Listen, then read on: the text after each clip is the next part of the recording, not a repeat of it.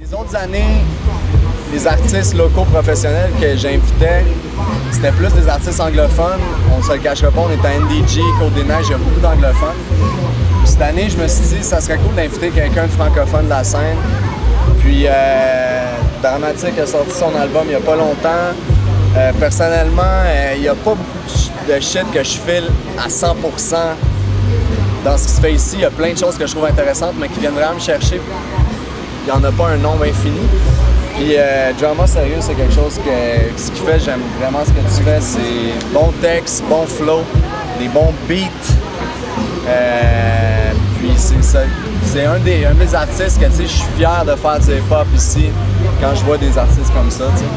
Fait que je suis vraiment content de t'avoir invité. Puis je sais que tu as un passé qui peut. Regarde, le festival Hip-Hop Non-Stop, c'est un programme de prévention du crime via les arts. Je pense que les arts, on peut faire quelque chose de constructif, mettre notre énergie dans quelque chose de positif. Je pense que la façon dont tu as vécu, c'est un peu cette vibe-là. D'après ce que je sais, un peu à t'avoir parlé, tu as eu une enfance un peu rough par moment. Puis tu as mis ton énergie dans le code constructif, puis je trouvais que ça fitait vraiment de t'inviter pour ça. Fait que, mais c'est ça, je voulais savoir comment tu trouvais ça d'arriver dans un événement comme ça, comme communautaire en même temps, avec un vibe professionnel, un événement strictly hip-hop. Il n'y en a pas tant que ça dans des parcs au Québec. Fait que, comment tu as trouvé ça, ton expérience? J'ai beaucoup aimé ça. Puis à chaque fois, j'ai le même feeling. Dès qu'on me check pour des shows de cause, je suis partant. Moi-même, qu'on m'a checké pour le show, je te partant. J'ai grandi avec beaucoup de problèmes, C'est des problèmes qui font qu'est-ce que je suis aujourd'hui. Le problème, c'est pas de tomber. Le problème, c'est de ne pas pouvoir se relever. Donc moi, j'ai une chance d'avoir le rap, d'avoir le crayon, le papier, Mais c'est pas pour le rap. Peut-être que je serais mort, je serais en dedans, whatever, Mais je suis là aujourd'hui. Donc moi, ça me fait plaisir de livrer la marchandise sans que ce soit trop de la marchandise comme un produit, C'est de l'art fait chouette. Mais je suis comme un peintre, Et ce que je fais, c'est de peindre ce que je vois, ce que j'ai vu, ce que tu vois, puis le mettre dans une image. J'ai essayé de faire un art qui le met soit pas mort. Un art qui soit comme, je sais pas le mot français. Classique, un peu. Voilà, ça fait des classiques. C'est un peu prétentieux, mais c'est beaucoup de travail. Mais je comprends ce que tu veux dire. Exactement. C'est pas évident. C'est pas évident, Très tough, hein, Donc moi, c'est comme dire à chaque fois, faire du rap à Montréal, c'est comme un acte de foi. Tu n'as pas de diplôme qui va te garantir une place. Tu n'as pas un diplôme qui va te dire, bon, mais vu que tu as un diplôme, mais tu vas faire temps par année, whatever, etc. So, faire la musique ici, t'es comme un apôtre. Ouais, on sait que c'est vraiment difficile de vivre du rap au Québec. Yeah. Moi, je dis souvent, puis regarde, les plus gros rappers, ils prennent le métro souvent. Non, straight up. Puis regarde, on se le cachera pas, c'est vrai. Hein.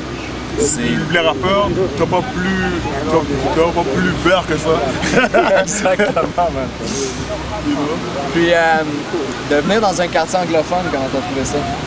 Moi, je veux dire, écoute, j'ai commencé en anglais. Yeah.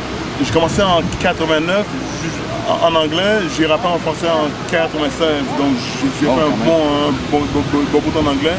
Et c'est important de ne pas mettre le rap anglo de côté, parce que c'est là que ça vient. Tu sais. C'est là beaucoup, comme en France, Nick, les States, c'est Nick américain. C'est comme cracher sur la Mecque. En effet. Donc ça n'a pas de sens. Moi, même, je pense qu'il est temps qu'on puisse unir les deux scènes. Est-ce que tu trouves ça difficile, les unir? Je pense pas, non? Non. Si t'as un bon flow et des bons beats, Mais je parle du crowd.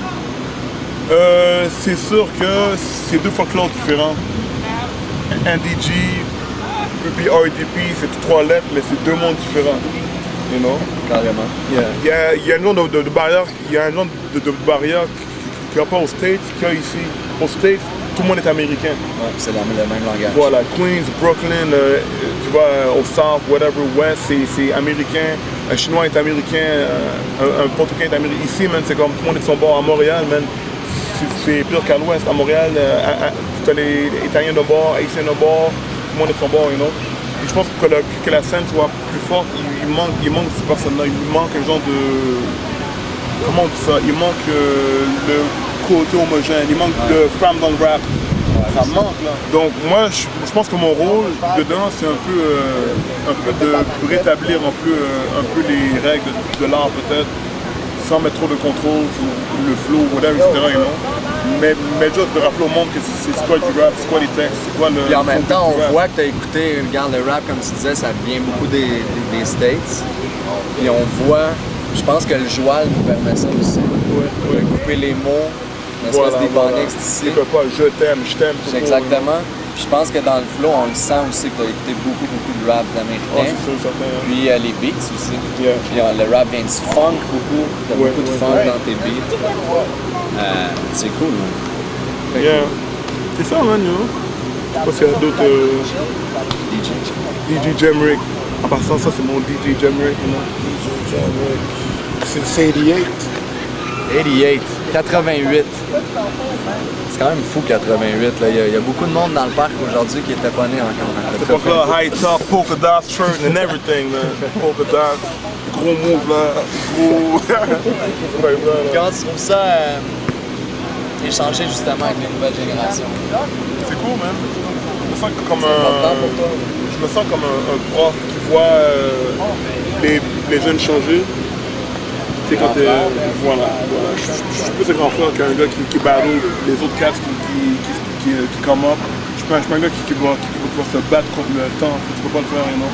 Tu peux juste accepter les tendances. Puis je dirais ça, man, non? C'est là. Cool, en tout cas, c'était vraiment cool de t'inviter cette année. J'espère que t'as enjoy. Ah, j'ai beaucoup enjoy, man. Il fait tellement beau aujourd'hui, man. Il fait tellement beau et chaud. Il y a un gros vent dehors, man. Ouais, you know. On se plaît tellement durant les saisons froides de moins 40, man. C'est le moment d'enjoy. Come on, man. Good, on est vraiment content de t'avoir invité. Puis continue, man. Je sais que c'est tough. Moi aussi, ça fait 12 ans que je fais du rap. C'est difficile à en vivre. Puis des fois, il faut trouver des sidelines.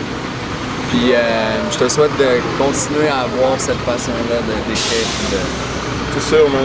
So, j'ai donné un big up à Egypto Buzz.